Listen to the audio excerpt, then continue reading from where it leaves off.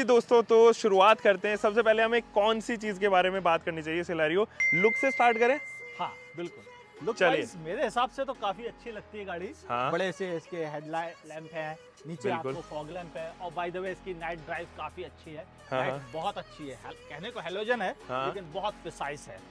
बाकी सब देखने में बिल्कुल नॉर्मल है, थोड़ा एक्सेल डिजाइन इंस्पायर्ड है ये। हाँ, हाँ। और बिल भी नॉर्मल है, कोई ऐसा यूनिक फैक्टर नहीं है। बस ये है कि एक डिजाइन एलिमेंट है कि थोड़ा हाँ। एक्सेल की तरह कर्वी बॉडी दे रखी गई है। मतलब मिड लेवल हैचबैक के हिसाब से it is having a great design. हाँ, ग्रेट डिजाइन डेफिनेटली। ऊपर से आपको 15 इंच के अलॉय भी मिल जाते हैं टॉप हाँ, एंड में, हाँ, जो हाँ। कोई गाड़ी नहीं देती। करेक्ट, लेकिन स्पेयर में ऑब्वियसली आपको स्टील ही मिलता है। वहाँ ठीक है। ORVM में इंडिकेटर मिल जाते हैं, हाँ। ग्राउंड क्लियरेंस भी अच्छा है। एक थोड़ा सा परेशान करने वाली चीज है, देखो हैंडल अलग है, की होल अलग है, रिक्वेस्ट सेंसर अलग है। ये थोड़ा सा इरिटेट लगता है, मतलब हाँ। डिजाइन को कंबाइंड किया जा सकता हाँ, था, correct। वहाँ पे मारुति ने थोड़ी मिसिंग कर दी है। हाँ, हाँ। बाकी मुझे ऐसा कोई लगता है ऐसी कि बाद में एक थॉट दिया गया है और बाद में इंसर्ट किया गया है सेंसर, क्योंकि ये डिजाइन इसके साथ में कॉम्प्लीमेंट नहीं करता। हो सकता है कि लोअर वेरिएंट में नहीं आता है तो वहाँ चल जाता है, हाँ। लेकिन बड़े वेरिएंट में ये हाँ। दिक्कत आती है। पीछे अच्छी चीजें बहुत है इसमें, हाँ। जैसे कि आपको यहाँ पे डिफॉगर मिलता है, वाइपर भी मिल Correct। जाता है, इवन वाटर जेट भी आपको दिया गया है, रिक्वेस्ट सेंसर भी मौजूद है, हाँ। और बड़े हेडलैम्प है, हम्म। सॉरी टेल लैंप जिसे हम रियर लैंप कहते हैं। Correct। ये बड़ी साइज के और काफी ब्राइट भी है। हम्म। नीचे आपको रिफ्लेक्टर के साथ साथ सेंसर मिलते हैं, स्टैंडर्डली कोई कैमरा नहीं है। ठीक है। तो तो अभी overall देखने में अच्छी लगती है। तकरीबन 3 महीने के करीब आप इसको 3 चला महीने रहे से ज्यादा हो, हो गया। एक्सपीरियंस कर रहे हो? हाँ। 3 महीने से ज्यादा। और तकरीबन कितने किलोमीटर नाप दिए और आपने? मैं इसे टोटल 5000 किलोमीटर हो चुकी है, जी। जिनमें 1000 छोड़कर बाकी सब मेरे हाथ की चलाई हुई है। अच्छा, 4000 के आपको करीब। ताजुब होगा, सबसे पहली बार इस गाड़ी का उद्घाटन जो था, मतलब हाँ। 0 किलोमीटर से, वो मैंने किया था हाँ, उदयपुर में। वो कर- सेम कार थी, यही कार थी। हाँ, हाँ। और उदयपुर में 1 साल पहले चलाने के बाद ये कार 1000 किलोमीटर ही लोगों ने चलाई थी, जर्नलिस्ट ने। हाँ। उसके बाद दोबारा मेरे पास आई, और फिर उसके बाद से तब से लेकर अब तक मैं इसे खूब कस के चला रहा हूँ। अच्छा, एक चीज और बताओ, इंडियन व्हीकल अवार्ड्स 2022 बहुत ही नजदीक है, हाँ। तो क्या नॉमिनेशन मिल रहा है इस गाड़ी को, या कुछ कहीं पर हम लोग पुट कर सकते हैं देखो, इसको? मुझे बिल्कुल नहीं पता, क्योंकि ये मेरे हाथ में नहीं, ये कंप्लीट जूरी के हाथ में Correct। है। और हाँ, नॉमिनेशन में शायद ये आ रही है, लेकिन अवार्ड्स पाएगी वो तो जूरी तय करेगी, और उसमें बहुत टाइम बाकी है। जूरी में कौन कौन मेंबर है ये भी बता दो, लगे हाथ। हाँ, जूरी में मेंबर्स बहुत सारे लोग हैं, अच्छे जर्नलिस्ट हैं, हाँ। इन्फ्लुएंसर्स हैं, इसके अलावा क्या कहते हैं, हमारे न्यूज़पेपर्स के फर्टिलिटी है, ऑटो एक्सपर्ट्स मौजूद हैं, रानोजा है, ऑटो एक्सपर्ट्स के तौर पर मैं मौजूद हूँ। इसके अलावा जर्नलिस्ट के तौर पर खालिद मौजूद हैं, जो नवभारत टाइम्स से जुड़े हुए हैं। जी। विवेक मौजूद, जिनसे आप रेगुलर मिलते रहते हैं, वो भी इसके जूरी मेंबर्स हैं। इसके अलावा ऋषभ भी हैं, और हम सब लोग, आशीष मशीह, जिन्हें आप अक्सर टीवी पे देखते हैं, अक्सर यूट्यूब पे देखते हैं, वो भी हमारे जूरी पैनल में है। और हम सब मिलके लगे हुए हैं अच्छे से अच्छा प्रोडक्ट आपके लिए सच करते हैं। चलिए, अच्छा, ये जो इसका विंडो पैनल है अभी भी काफ़ी हॉरिजॉन्टली डिजाइंड है, तो ज़्यादा रूमी नेचर देता है ये गाड़ी के अंदर, या कैसा आपको फील हुआ? गाड़ी के भीतर जितने लोग भी बैठे हैं, उन सबको यही चीज अच्छी लगती है कि उनके शोल्डर से नीचे विंडो शुरू हो जाती है, जिसकी वजह से बाहर कुछ भी देखना बड़ा आसान हो जाता है। इवन यहाँ पर बैठे बैठे ड्राइवर को बिल्कुल यहाँ तक का विजन मिल जाता है, जो बहुत बड़ी खासियत है, क्योंकि गाड़ी में आजकल व्यू एंगल्स लगभग खत्म हो गए हैं। गाड़ी को जैसे जैसे क्रैश टेस्ट के हिसाब से डिजाइन किया जाने लगा है, तो उसके हिसाब से ए पिलर्स को सीधा रख दिया गया है, यहाँ पे चौड़े हो गए हैं, और नौबत ये आई कि गाड़ी से बाहर दिखना मुश्किल हो गया है। और ऐसा अधिकतर उन गाड़ियों के साथ ज्यादा है जिनके क्रैश टेस्ट रेटिंग बहुत बेहतरीन है। Correct। अगर आप नोटिस करोगे तो ऐसा क्यों है, क्योंकि वो डिजाइन ऐसी की गई है कि वो क्रैश टेस्ट रेटिंग के लिए ही डिजाइन हुई है, तो वो नेचुरल जगह ज्यादा घेर लेती हैं, और फिर ये माइनस पॉइंट हो जाता है। हालांकि इसका भी इलाज है, अगर कंपनी चाहे तो चाहता सेंसर लगा सकती है। अच्छा, सेंसर से याद आया, क्योंकि सेंसर्स हमें ऐसी जगहों से निकालने में थोड़ा हेल्प कर देते हैं, थोड़ा क्लस्ट्रोफोबिक है, कॉम्प्लेक्स जगह है, तो बतौर आप इसको सिटी कार के उस पे इस्तेमाल कर रहे हो, मार्केट में कितना आप इसको जो है वो इस्तेमाल कर पा रहे हो, और मार्केट में ले जाते टाइम का कहीं पर भी ऐसा लगा कि यार इधर उधर से लगने की आशंका रहती है, या कोई ब्लाइंड स्पॉट क्रिएट हो गया हो? नहीं, इसमें मुझे कोई ब्लाइंड स्पॉट नहीं मिलता। वजह ये है कि इसके जो छोटी। ORVM है, हाँ। वो भी काफी बड़ी साइज के हैं। Correct। साथ ही ये कि गाड़ी से काफी अच्छा व्यू मिलता है, मतलब बहुत कम ब्लाइंड स्पॉट वाला कोई कंडीशन आके खड़ी होती है आपके सामने। मैंने इस कार को सिटी में भी खूब चलाया है, और हाईवे पे भी चलाया है, और नाइट ड्राइव भी की है। Correct। मतलब कोई ऐसा एस्पेक्ट छूटा नहीं जो नहीं किया हो खराब रास्तों सहित। और सब में इस गाड़ी ने एक चीज से इम्प्रेस किया है कि कहीं धोखा नहीं देना, कहीं धोखा नहीं देना किसी भी कंडीशन में। आपको लगता है कि चढ़ जाएगी तो चढ़ जाएगी, बिल्कुल नहीं अटकेगी। आपको लगता है कि नीचे आसानी से निकल जाएगी। आपको लगता है बहुत ज्यादा जगह नहीं है, पता नहीं निकलेगी नहीं निकलेगी, निकल जाएगी वहाँ भी। बहुत स्मूथ, बहुत प्यार से निकलने वाली गाड़ी। ट्रिप की है आपने आसपास? कहीं कभी फंसना नहीं आपको। सिटी से फैमिली को लेके कहीं बाहर गए हो जिसमें लगेज ज्यादा हो? तो चलो फिर इसी बहाने बूट भी चेक कर लेते हैं। अच्छा चलो आओ, बूट दिखाता हूँ आपको। बूट के साथ याद आया कि बूट स्पेस भी इसका काफी अच्छा है।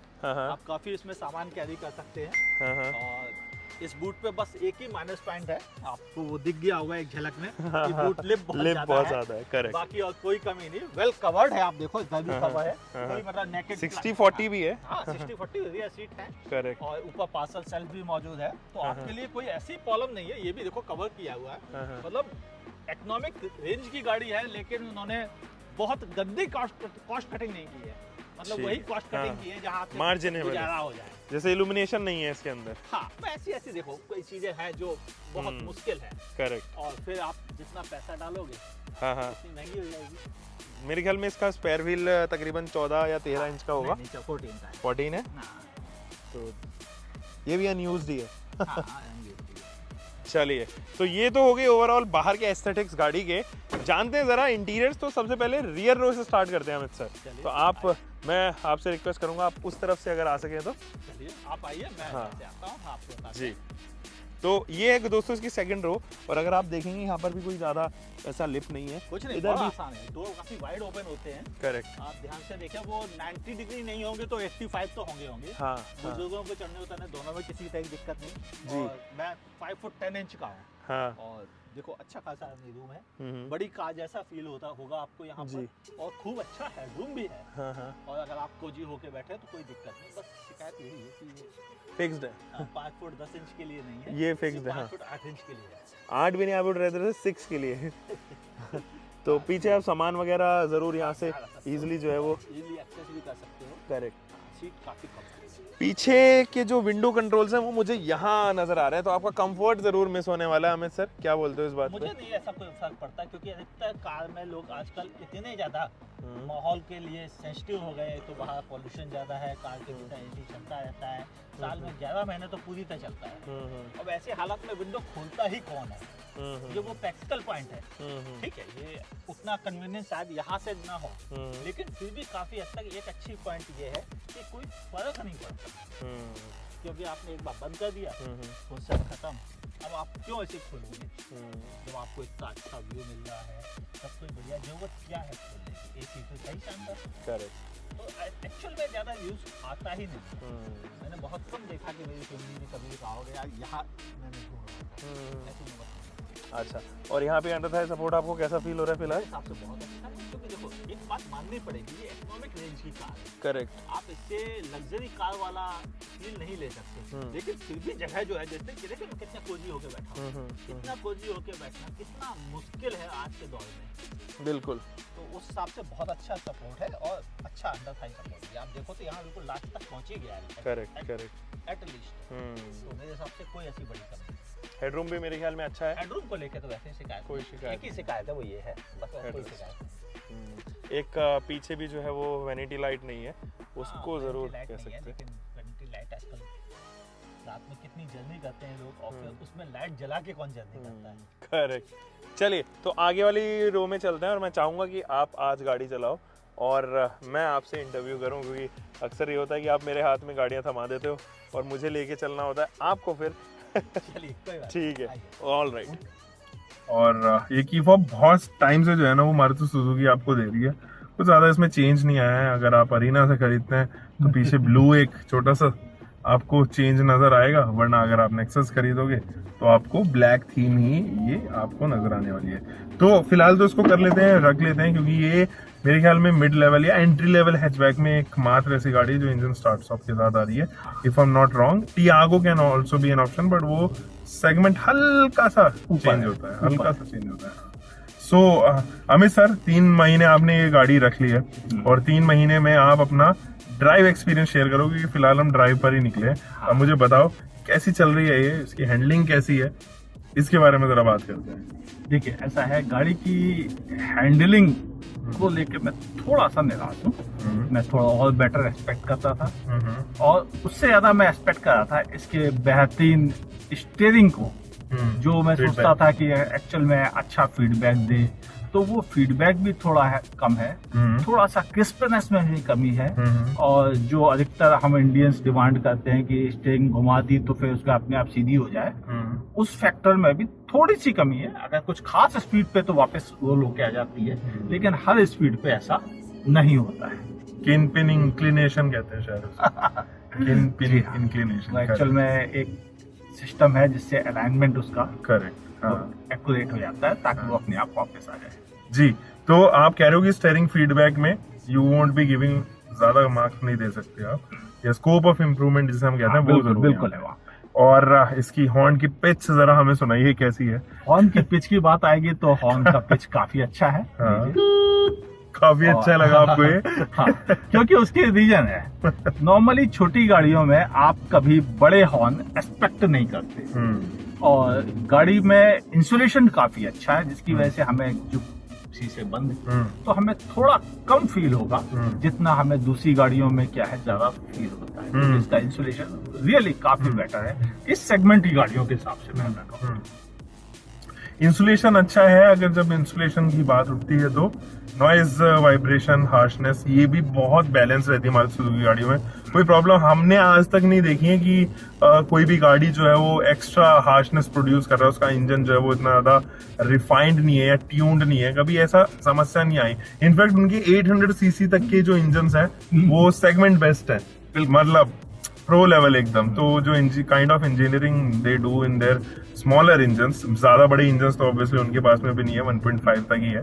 तो जो छोटे इंजन है स्पेशली, उनमें अक्सर क्या होता है 3 सिलेंडर होने की वजह से वो बैलेंसिंग इशू रहती है, तो वो जरूर मेरे को लगता है कि काफी रिफाइंड है। इनफैक्ट वो ज्यादा फ्यूल एफिशिएंट भी है, बहुत ज्यादा, बहुत ज्यादा।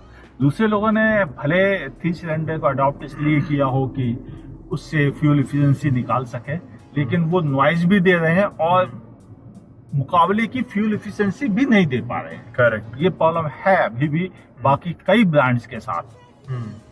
ऐसा नहीं कि मतलब सबने ऐसा किया, लेकिन कई अंक साथ ऐसी है।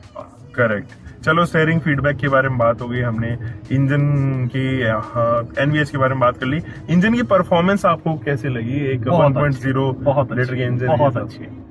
एक्चुअल में जब से ये नया सीरीज का इंजन आया है, इसे सी सीरीज कहा जाता है, करेक्ट, और ये इंजन बहुत रिफाइंड तो है ही, पहले वाले से भी ज्यादा बेटर रिफाइंड है, लेकिन ये बहुत लीनियर प्यारी वाली पावर एफिशिएंसी प्रोवाइड करता है, कि मतलब आपको जितनी जरूरत है ऑलमोस्ट लगभग उतनी पावर आपके पैर में है। कि आपको एक्स्ट्रा चाहिए, थोड़ा सा जरा पुश कर दो, एक्स्ट्रा मिल जाएगी।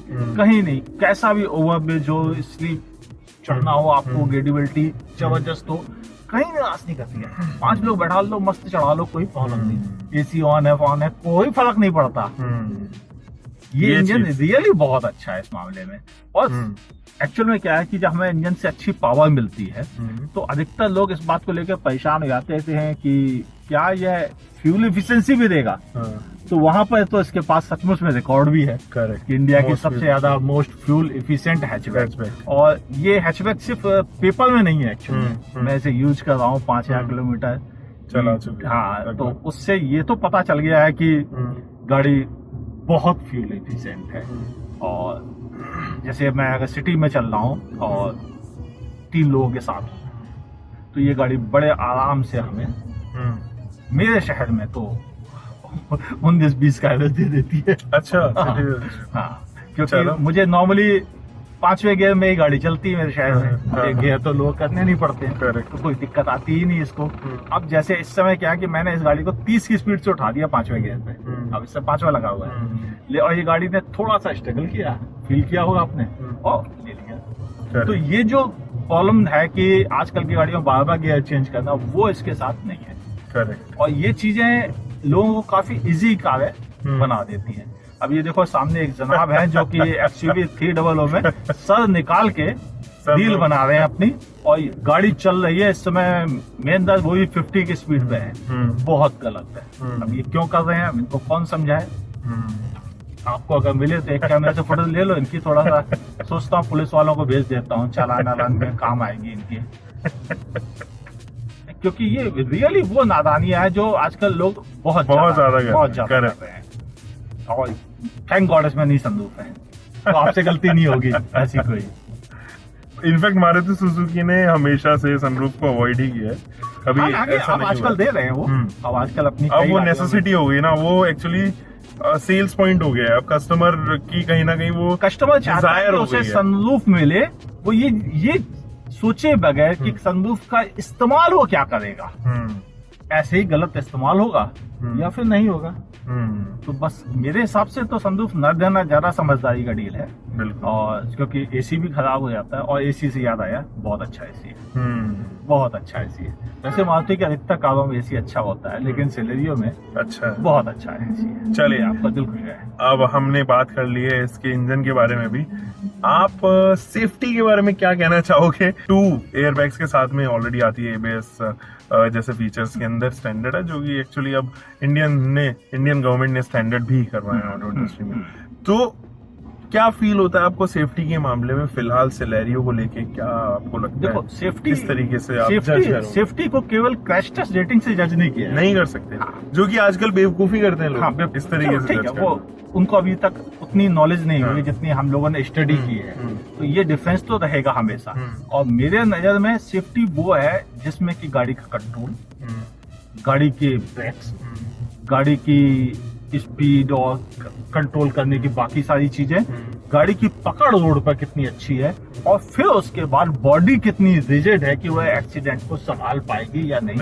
ये सारे पॉइंट इंपॉर्टेंट है। मतलब ऐसा नहीं कि केवल क्रैश टेस्ट इंपॉर्टेंट है, वो भी इंपॉर्टेंट है, लेकिन बाकी भी एस्पेक्ट इंपॉर्टेंट है। जैसे इसके ब्रेक्स, कोई शिकायत नहीं, जैसा सेगमेंट में ब्रेक होने चाहिए बिल्कुल उससे 21 ही है, 19 नहीं है। तो जब आपकी गाड़ी का ब्रेक सही समय पे लग ही जाएगा तो एक्सीडेंट होने से भी तो बचत हो जाएगी। करेक्ट। एक्सीडेंट होने के बाद आपकी जान बच रही है, वो भी इम्पोर्टेंट है, लेकिन होने से ही बच जाना वो तो और ज्यादा इसीलिए तो हैंडलिंग ज्यादा बेटर मांगनी चाहिए, मांगनी चाहिए। अगर- और अभी भी कस्टमर्स अभी हैंडलिंग और गाड़ी के ब्रेक्स को इम्पोर्टेंस नहीं दे रहे हैं। हालांकि उन्होंने कैश टेस्ट रेटिंग को देना शुरू कर दिया है, तो हम उम्मीद रखते हैं कि व्यूअर्स इंडिया के कंज्यूमर भी जल्दी एजुकेट होंगे और वो ब्रेक्स की इम्पोर्टेंस भी समझेंगे। बिल्कुल। और जैसे अमित सर, आप फिलहाल इसको सिटी में लेके चल रहा, आपने बताया भी कि 19 के करीब तो ये सिटी में माइलेज दे रहे हैं। मैं एक्सपेक्ट करता हूँ कि हाईवे तकरीबन 22 के आसपास दे रही होगी। चलो आपके साथ शेयर करता हूँ जी। फुल लोड में अगर मैं ऐसे 80-90 की स्पीड पे हाईवे पे चलता हूँ, जो कि सबसे सेफ स्पीड होती है, बिल्कुल। और आजकल हाईवे पे 100-120 रुपए अलाउड भी नहीं है, तो अगर हम 80-90 पे चलते हैं 5 लोगों के साथ, तो ये गाड़ी बड़े आराम से 24 की फ्यूल एफिशिएंसी देती है। अच्छा। हाँ, बड़े आराम से 24 देती है। और अगर मैं इसकी स्पीड को 100-120 पहुंचा दूं, तो ये जो एवरेज है वो घट जाता है, वो आ जाता है 22। और अभी हमने एक वीडियो में इसका स्पेशली टेस्ट किया था, मोर देन 1000 किलोमीटर की ड्राइव करके हाईवे की, तो इसने मुझे 22 का एवरेज दिया था। लेकिन तब मैंने 90 to 140 के बीच तक की स्पीड को मेंटेन किया था, तो उसमें हमें ये फ्यूल एफिशिएंसी मिली थी, जो मेरे हिसाब से एक प्रैक्टिकल समझने के लिए काफी अच्छी फ्यूल एफिशिएंसी है। अच्छा, मैं जैसा देख पा रहा हूँ अमित सर, फिलहाल ना जैसे व्यूइंग पॉइंट इसका काफी स्ट्रॉन्ग लग रहा है मुझे। आगे से बोनट भी नजर आ रहा है, पीछे भी अगर हम बहुत अच्छा देखें दिख रहा है। फायर वीएम में भी काफी सपोर्ट कर रहा है। अच्छा। इनफैक्ट जो दोनों तरफ के आप विंडशील्ड देखेंगे, सॉरी विंडो देखेंगे, वो भी काफी एरिया है, काफी अच्छा है। और ये ORVM का साइज भी अच्छा मुझे काफी सही लग रहा है। और ये इलेक्ट्रिकली है, इलेक्ट्रिक एडजस्टमेंट के साथ, और ये फोल्ड भी होते हैं। हाँ, इलेक्ट्रिकल फोल्डेबल है ना, आप ये कह रहे हैं। That is nice. Lock unlock करते ही आपको जो है वो ORVM भी लॉक और अनलॉक होते हुए, यानी कि अपनी पोजीशन से रिट्रैक्ट होते हुए नजर आएंगे। तो गाड़ी तो हम लोगों ने जान ली है, पहचान ली है। इसके एक्स शोरूम के बारे में बात करते हैं। ये फिलहाल 5,24,000-25,000 रुपए एक्स शोरूम कॉस्ट करती है। अब टोटली डिपेंड करेगा कि आप ex showroom base variant cost करता है। करेक्ट, मैं बेस की बात ही कर रहा हूँ। 5,24,000 रुपए एक्स शोरूम बेस वेरिएंट की कॉस्टिंग हम बता रहे हैं। अब टोटली डिपेंड करेगा कि आप कौन सी सिटी में रह रहे हैं, वहाँ आरटीओ चार्जेस क्या लग रहे हैं, टैक्सेस आप कितना पे कर रहे हैं, इंश्योरेंस आपका डीलर कितना आपसे चार्ज कर रहा है, इन सब चीजों के ऊपर कुछ डीलर जो है वो हैंडलिंग चार्जेस, लॉजिस्टिक चार्जेस भी अप्लाई कर देते हैं। तो overall city to city and state to state भी जो है वो प्राइसेस डिपेंड कर बहुत जाते हैं। वेरी करते हैं। एक चीज और, इसकी top of the line variant 7 lakh रुपए एक्स शोरूम कॉस्ट कर रहा है, AMT वेरिएंट। हाँ जी। सो अगर आपको कभी ऐसा लगे कि आपको AMT चूज करना है ओवर मैनुअल, तो you are already having that option. मेरे ख्याल में ऑन रोड 60-65 हजार रुपए वो एक्स्ट्रा कॉस्ट करना चाहिए इसके मैनुअल काउंटर पार्ट से। बिल्कुल। तो अमित सर, कंक्लूड करना आपकी जिम्मेदारी है। हम और चीजों के बारे में डिस्कस कर सकते हैं, जैसे कि इंफोटेनमेंट सिस्टम, इसके बारे में हमने ज्यादा बात नहीं करी है। सिस्टम 7 इंच का है और ये मोबाइल से भी कंट्रोल कर सकते हैं। Android Auto? हाँ बिल्कुल, Apple मौजूद CarPlay? है, सब मौजूद है इसके भीतर। कोई ऐसी कमी नहीं है। ऑडियो की क्वालिटी भी ठीक ठीक Decent। हाँ, मतलब अगर आप एंट्री लेवल कार में टॉप क्लास ऑडियो क्वालिटी नहीं एक्सपेक्ट करते हैं तो एंट्री लेवल से तो बेटर ही है, वो उससे शिकायत नहीं है जी। और लोगों को मजा आता है इसमें खेलने में। मोबाइल से पेयर कर लीजिए तो और मजेदार हो जाता है इसका खेल। तो ओवरऑल ये भी बहुत अच्छा पैकेज है। छोटी छोटी इनकन्वीनियंट पॉइंट भी अगर मैं इंक्लूड करना चाहूँ, जैसे कि इसकी विंडो स्विचेस यहाँ पर है, लॉक अनलॉक भी यहीं पर मौजूद है, जो बिल्कुल। अक्सर हम लोग हैबिचुअल नहीं हो पाते हैं। बिल्कुल। मैं चूंकि लंबे समय से चला रहा हूँ इसको, तो मुझे पता है कि मेरा हाथ अपने आप पहुंच जाएगा यहाँ पर। लेकिन बाकी लोग जो पहली बार बैठते हैं वो विंडो का स्विच वहां ढूंढते हैं बिल्कुल। और अनलॉक करने का स्विच भी वहां उधर ही ढूंढते हैं। ढूंढते तो हैं। थोड़ा शुरुआत के दिनों में आपको ऑकवर्ड लगेगा, बाकी कोई दिक्कत नहीं है। और मुझे इस गाड़ी में बड़ी शिकायतों के तौर पर अगर मैं कहूँ तो शिकायतें ढूंढनी मुश्किल हो जाती है, क्योंकि हमने कीमत भी नहीं दी है। बिल्कुल। इसलिए मैं उन शिकायतों को थोड़ा इग्नोर कर दूंगा। नजरअंदाज। हाँ, बाकी और मुझे कोई ऐसी दिक्कत नहीं लगी इस कार को चलाने के बाद कि मैं कहूँ कि यार इतने पैसे में ये चीज तो दी जा सकती है, ऐसा नहीं लगा एक बार भी। बिल्कुल। ये एक बड़ा प्लस पॉइंट है। और फैमिली के पॉइंट ऑफ व्यू से अच्छी गाड़ी है कि आप आउटिंग भी कर लें। मैंने 140 तक हाईवे पे सेटल चलाया है फैमिली के साथ, मुझे एक बार भी रिस्की नहीं लगा। तो ऐसी चीजों ने भी मेरे कॉन्फिडेंस को काफी बढ़ा के रखा है। और ये कार उनके लिए ही बेहतर ऑप्शन है जो फैमिली कार कंसीडर कर रहे हैं। और आप बताओ, आपको ये ऑनरशिप एक्सपीरियंस तो नहीं कहूंगा, बगैर ऑन किए हुए दिया हुआ एक्सपीरियंस कह सकते हैं, लॉन्ग टर्म ड्राइविंग एक्सपीरियंस कह सकते हैं आप। बिल्कुल। वो बिल्कुल है। हाँ, तो- मैं एक चीज और बता दूं, मुझे इसकी सर्विस कराने का मौका नहीं मिला है वेरी फ्रेंकली, तो मैं सर्विस एक्सपीरियंस आपके साथ शेयर नहीं कर पा रहा हूँ। लेकिन जितने और व्यूअर्स ने मेरे साथ शेयर किए हैं बिल वगैरह, उससे इसकी जो पहली 5 सर्विसेज हैं उनका एवरेज एक्सपेंस जो है वो 4000 रुपीज है, जो मेरे हिसाब से ठीक है। क्योंकि पहली दूसरी तो बिल्कुल फ्री Free। होती है, तीसरे में थोड़े से चार्जेस लग जाते हैं और चौथे 5वें में फुल चार्जेस Full लगते हैं। charges। तो उस हिसाब से 4000 रुपए का एवरेज आना निश्चित ठीक है, ठीक है। इतना तो खैर बनता ही है। आजकल अगर आप 3 लीटर की मोबिल ऑयल खरीदते हैं, लो ग्रेड मोबिल ऑयल की मैं बात कर रहा हूँ, वो 1500 से कम कहीं नहीं कहीं नहीं आएगा। आता। लोएस्ट ग्रेड की मैं बात कर रहा हूँ। बिल्कुल। वैसे में 4000 रुपए इज अ ग्रेट चार्ज, क्योंकि लेबर भी ऑब्वियसली सर्विस सेंटर्स को अपना रेवेन्यू तो गाड़ी जनरेट होना करना ही है। सब शामिल है। बिल्कुल। तो उस लिहाज से सही है। स्पेयर पार्ट्स भी काफी आप देखते हैं कि नॉमिनल रहते हैं हमेशा मारुति सुजुकी के, रीजन बीइंग बल्क में गाड़ियां, तो बल्क में स्पेयर पार्ट्स भी बनते हैं। और अगर आप इधर दूसरी तरफ जाएं, जर्मन में जाएं या किसी और ब्रांड में जाएंगे, तो आपको रियलाइज होगा स्पेयर पार्ट्स का जो डिफरेंस है वो जमीन आसमान का अंतर है उनके प्राइसेस में। तो वो चीज जरूर है। तो if you are owning Maruti Suzuki, city drive के लिए इनसे ज्यादा बेहतरीन गाड़ियां नहीं हो सकती। मैं सिटी ड्राइव की बात कर रहा हूँ। अगर आपको रेगुलरली हाईवे पे उतरना है तो आप स्विच कर सकते हैं, थोड़ा 1-2 लाख रुपए एक्स्ट्रा पे करके कोई अच्छी गाड़ी आप ले सकते हैं जो हैंडलिंग वाइज, स्टेबिलिटी वाइज भी ज्यादा बेहतर फील करेगी। तो इसको कंक्लूड करते हैं। अमित सर, आप का क्या कहना है सिलेरियो को लेके? आप किन किन लोगों को सजेस्ट करते हैं? फैमिली वाले लोग, ऑफिस आने जाने वाले लोग, रेगुलर यूज, जो लोग एवरेज को लेकर डरते हैं वो लोग, जो लोग रीसेल वैल्यू को लेकर डरते हैं उन लोगों के लिए, और वो लोग जो रिस्क नहीं लेना चाहते। करेक्ट। फर्स्ट कार के लिए, फर्स्ट कार के तौर पे जिनको लगता है पता नहीं मैं ये दूसरी को जानी पहचानी कंपनी छोड़कर उनको ले लूं और पता पड़ा बाद में रोज परेशान रहूं, ऐसे डरने वाले लोगों के लिए ये कार परफेक्ट ऑप्शन। कोई खतरा ही नहीं है इसके साथ, खरीद लो और भूल जाओ। हाँ, फिर चलाओ, फिर अपने बच्चों को दे दो, फिर वो अपने दोस्तों को दे देंगे, तो कोई प्रॉब्लम नहीं कोई आएगी। प्रॉब्लम नहीं है, गाड़ी सालों साल चलती रहेगी। हाँ। और ना बड़े खर्चे ना कोई नुकसान। चलो, तो दोस्तों आपको ये रिव्यू कैसा लगा? मुझे लगता है कि काफी आपके लिए इंफॉर्मेटिव रहा होगा। अपने दोस्तों के साथ में जो सिलेरियो ओन करते हैं उनको आप शेयर कर सकते हैं, व्हाट्सएप पे शेयर कीजिए। और अगर आप YouTube चैनल पे पहली बार हैं तो जरूर सब्सक्राइब कीजिएगा। हम मिलेंगे दोस्तों एक और नई वीडियो में। Until for next time, bye bye, take care and keep living car, bike, whatever vehicle you are having, drive safe guys.